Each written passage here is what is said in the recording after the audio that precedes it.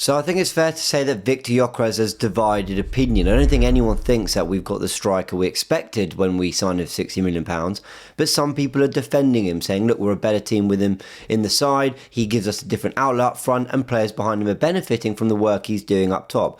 Others are saying he's fundamentally not good enough. The first touch isn't there, the technical security is lacking, he's not scoring enough goals fundamentally, and there's a lot of back and forth in this Viktor Gyokeres debate, with Gabby Jesus coming back and looking quite lively. People are ultimately saying, well, he should be getting the shirt and Kai Havertz is returning soon. So yeah, there's a lot of debate around Viktor Gyokeres. In this video, I want to go through some of the data and some of the detail and actually bring what I think is the truth about this player, which is kind of interesting when you look at the underlying stats in terms of what he's bringing to Arsenal. Now, ultimately, people aren't happy because of this. 7 goals in 23 games, 5 in 18 league games. Like, that is not a great return. We thought we were signing an out-and-out goal scorer. Therefore, the total lack of goals is kind of concerning. But some of the other things people are disappointed about can actually be looked at in pure FB ref data. Have a look at this. His passing numbers just look quite bad compared to other Premier League strikers, because that's what we're comparing him to. Premier League strikers for this current campaign. I mean, of course, the pass completion long looks quite good, but then you look at possession stats, touches in the attack and penalty area stands out, but otherwise not a lot of great statistics. I suppose progressive passes received and how often he's dispossessed being quite low, reads quite well, carries into the penalty area, I suppose. And then you go into the miscellaneous stats. Offsides, I mean, he's on the right side of things with that, doesn't lose too many aerial duels, but nor does he win too many, so I don't really know how that stat works. But essentially, the FB ref data doesn't look that great. So you pull together the fact that on the eye, he's not the easiest to watch, if I'm being really honest. I don't mean to be rude, it's just my honest opinion on him. The fact that he hasn't scored many goals, the underlying stats don't look great. However, there's a lot of stats that point towards this being a striker who's doing a lot of good for Arsenal. But first, let's hear from his teammates. What are they saying? Because I think Declan Rice's quotes on Viktor Gyokeres are really fascinating. Aggregated by Arsenal Buzz, Declan Rice said, it's tough for him because he's got 2 defenders on him all game, all over him. So he has to use his strength. He has to do all he can to help the team. And with that goal, without him making that run from Gabby's flick and holding it, setting it off to Martin, that goal wouldn't happen. So he's talking about Declan Rice's his own first goal against Bournemouth. That was a pivotal moment in the game for us to turn the game on its head. I see how hard he hits a ball, and when that space arrives for him and the ball's arriving at his feet to score goals, he'll 100% score. But at the minute, defenders in the Premier League want to be able to stop Viktor Gyokeres because he's one of the best strikers in the world. Trust me, he's doing unbelievably for us. We wouldn't be where we are without him. Really interesting quotes from Declan Rice, and I think a lot of it rings true. So that's what Declan's had to say. Let's park that for 1 second because I want to pick up on one particular quote in that in a second.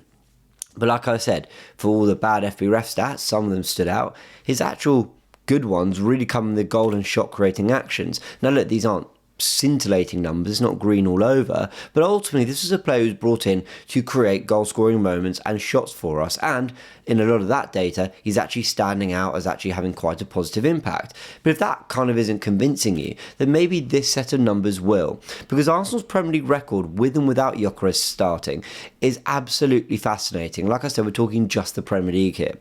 We've started 15 games without him, or with him should I say, and 5 games without. We've won 13 of those 15 games with him starting, and we've only won 2 without him. I think those 2 were, I can't even remember, Tottenham and Brentford at home, I think, were the only ones. That gives us a win percentage of 87% with him and 40% without. Now, to be fair, we started way more games with him, so maybe the stats are always going to be skewed to a degree. But when you look at some of the deeper numbers, we've scored 30 goals in 15, as we did 10 in 5 with and without him, as you can see the numbers there, which equates to 2 goals per game either way. So no great difference there.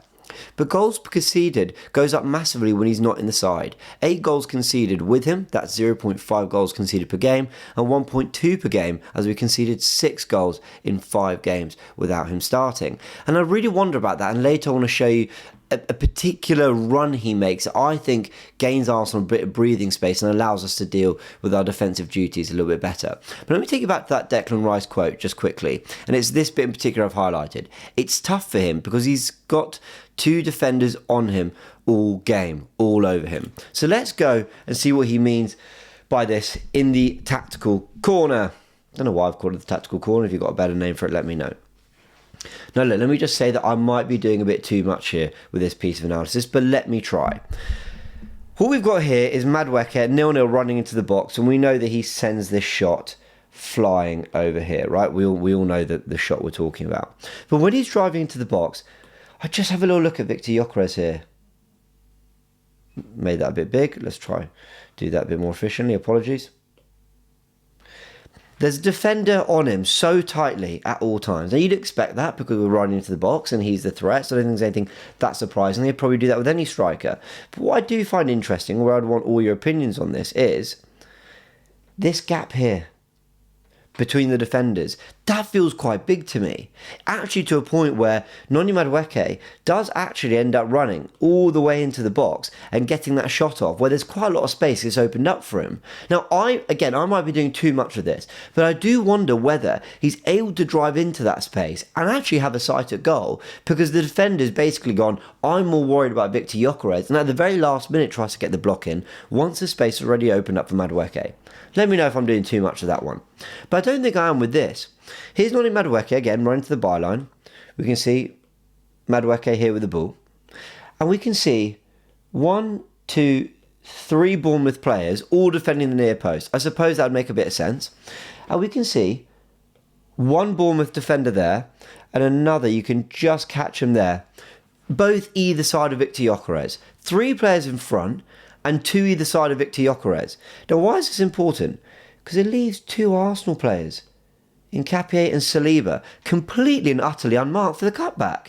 Like, I understand getting back and getting on your goal line, being sucked to the player with the ball, but to the point at which you're not even keeping an eye on any of the players on the edge of the area where they're going to have a better chance for the cutback and they're going to have the better chance to put it in the back of the net.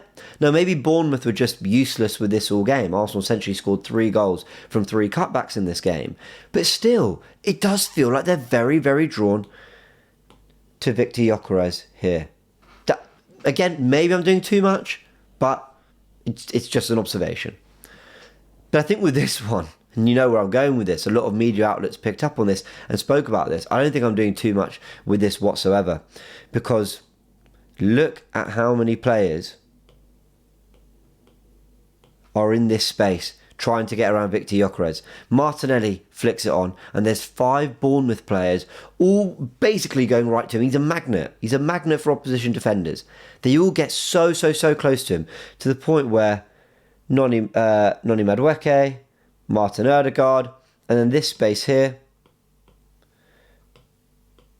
is so free. Oh, sorry. Bam, bam, bam, bam. It's so free for Declan Rice when he eventually attacks it. And again, maybe we're doing too much. Maybe it's a flick on and they're just rushing back, getting into their defensive positions. Maybe the Bournemouth defenders just aren't organised and don't defend very well. I have a feeling that the reason he draws so many players to him is because they're so concerned about the particular run he's going to make, and they're so worried about him in particular getting a shot off goal. And what Declan Rice said there about defenders knowing he's one of the best strikers in the world, therefore doing everything to get in front of him, I do wonder whether, a little bit like Bukayo Saka when he was getting doubled up on so many times, tripled up on so many times in certain games, teams are doing the absolute most to try and stop Viktor Gyokeres. And it's opening space for Arsenal. Here we are against Aston Villa. Again, maybe I'm doing a little bit too much, but this is Zubimendi's goal. And again, what I talked about earlier, I talked about gaps between centre-backs. That feels quite big, doesn't it? I mean, am I doing too much? Like, that feels a bit too big when you've got a player of Martin Ødegaard's quality on the ball, when you've got players running forward, when you're basically running at a team in this space here. Right, that didn't work. Let's try that again. When you're running at a team in this space here, to leave that big a gap, I don't know, it feels too big for me. And what I see is, again, Konsa looking over and worrying about Viktor Gyokeres. He's looking over, or maybe he's looking at Ødegaard, but it feels like he's looking over, keeping an eye, and his body position, his positioning, is more concerned about dealing with Viktor Gyokeres than necessarily being ready to deal with this run from Martin Zubimendi, who pierces straight through and scores. Again, I could be doing too much. But I just don't think it's that much of a coincidence that it feels like in every game there is just an extra eye on Viktor Gyokeres from opposition defenders. So let's go one further. Actually, I'll show you that one in a second. I'll show you this. Yeah, I'll show you this first. This is Miles Lewis-Skelly over here. He's about to absolutely punt the ball forward because Viktor Gyokeres is here making a run on the last line. Look at the Brighton defence, sorry. There we go. 1, 2, 3. Something like that, I think, is roughly that Brighton defensive line. But Viktor Gyokeres is looking to stretch it with a run in beyond. Move it on one. And eventually, Arsenal have gone from a defensive position. Brighton have had the ball for about a minute. Arsenal just shuttled side to side. The ball goes to Miles Lewis-Skelly. He pumps the ball forward because Viktor Gyokeres is playing on the last line. That encourages the Brighton line to be that a little bit deeper. And when it goes in beyond, Verbruggen comes powering out the box and cleans him out. I mean, if we actually just look at that one more time, I mean, I don't think Brighton's shape looks particularly bad or stretched, but there's no question that from a position in which they have Arsenal camped in our own half, we've had to do some defending. They've worked the ball quite well. Arsenal have been able to, in one pass, basically getting beyond the Brighton back four and stretch the game a little bit more. And that's where I think Viktor Gyokeres is adding something defensively and is making the game harder for the opposition, because even when they are attacking, even when they are going forward and they are trying to squeeze us, they're going, don't leave too much space because this guy's a relentless runner, especially in the channels. So I think that is what Declan Rice is referring to when he says it's tough for him because he's got defenders on him all game, but also we're fundamentally a better team with him. Or he didn't say that. He said let me read the exact quote. Let me not butcher it. He's doing unbelievably for us. We wouldn't be where we are without him. Let's get that quote right. So, there's other data. There's other data that suggests that Arsenal are improving for having Viktor Gyokeres in the team. A lot of this comes from Sky Sports. As you can see, that Arsenal, this actually goes back a couple of weeks now, but Arsenal are top of the league, or were certainly very recently, for through balls. Now, this isn't an area of the game that I think Arsenal have really excelled in, but we just saw it with that Martin Zubimendi goal. We saw that Arsenal have become better at cutting through the middle of teams. They've been able to work that space in zone 14 better, and again, I think the runs of Viktor Gyokeres has been a big part of it, but also we're playing more through balls to try and get the ball to him. Look at this, the percentage of runs targeted by passes. Viktor Gyokeres has made 350 runs with 129 of them targeted by Arsenal players. That's 37%. And that shows that this is a player that we are trying to feed the ball to more quickly. We're trying to be more direct. We're trying to get the ball in beyond quicker. We're trying to find Viktor Gyokeres and the runs he's making.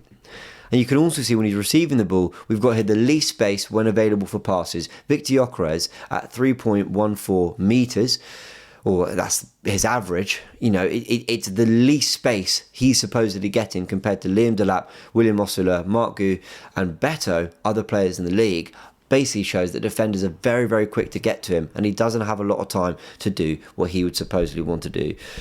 And I guess this is true for a lot of strikers, right? But Viktor Gyokeres seemingly is someone who they get to a lot quicker. Now, that might be partly to do with the style of play we have, but I also think it's because of the threat they think he is. Therefore, they're crowding him out very, very quickly. And I want to end on this point. Something I touched on last week when I said that Arsenal were about to explode, and I said that Arsenal were improving massively this season. Ultimately, Arsenal have added more through balls. The numbers this season at 48 points after 20 games looks incredibly impressive. But also, Arsenal adding a different type of goal. And when I've said, as I've tried to point out in the analysis there, Viktor Gyokeres is stretching games, is making runs that defenders are worried about. He's making defenders go backwards more than they'd want rather than stepping onto Arsenal. It's allowing Arsenal a lot more opportunity on the edge of the penalty area. Arsenal goals in his zone 14. Let's add to the tally that we talked about on last week's video. You got all these goals, and in the last week, Trossard versus Villa, Jesus versus Villa, and Rice versus Bournemouth. We're scoring way more goals on the edge of the penalty area because of the movement of players in front of the midfielders who are getting those goals. But notice, it's never Gyokeres getting that goal. Gyokeres is not in zone 14, putting the ball in the back of the net. So where is he? probably occupying defenders, probably making the kind of run that opens the space to allow this kind of goal to happen. And you know what? Maybe if I see more of a trend, that's something we can discuss in a future video, where he is placed when these goals are going in the back of the net. But for me, interesting, Jesus is the one against Villa. I mean, that's a fair point to mention. But it just feels to me that we are playing or scoring different types of goals, playing different types of football at times, and having more success because Viktor Gyokeres is on the pitch. Whether his first touch is lacking at times, whether he's a little bit clumsy on the ball, his hold-up could be better, he's even missing chances. I acknowledge all that. I'm not particularly happy with what we're seeing from Viktor Gyokeres. But the truth is, we're scoring more goals, better types of goals, and we're winning more games, and our record is better when Viktor Gyokeres is starting games for Arsenal and ultimately playing. He's playing a big part. He's presses well. He's an hard-working, honest footballer. And Mikel Arteta isn't just playing him for the sake of it. He didn't just spend 60 million on him for the sake of it. Whether he's his perfect striker or not, there is something there that Mikel Arteta feels we're really benefiting from when it comes to Viktor Gyokeres. Otherwise, he wouldn't have played all these games. You think he wouldn't just play Mikel Merino up front? Especially when we beat Tottenham and Bayern with Merino up front. If that's what Arteta wanted, he would just do it. So we've got to look at what it is we might be missing. Let me know your thoughts in the comment section below. Try to break down this Viktor Gyokeres stuff in a bit of detail. We'd love to know what you agree, what you disagree with. And ultimately, let me know whether you think he should be starting against Liverpool. That's kind of the big question with all this. Jesus looks bright. Didn't the other day against Bournemouth, but he does look bright. Let me know your thoughts in the comment section below. Like the video if you enjoyed it. Please subscribe to the channel if you'd like more of this kind of content. And I'll see you very soon.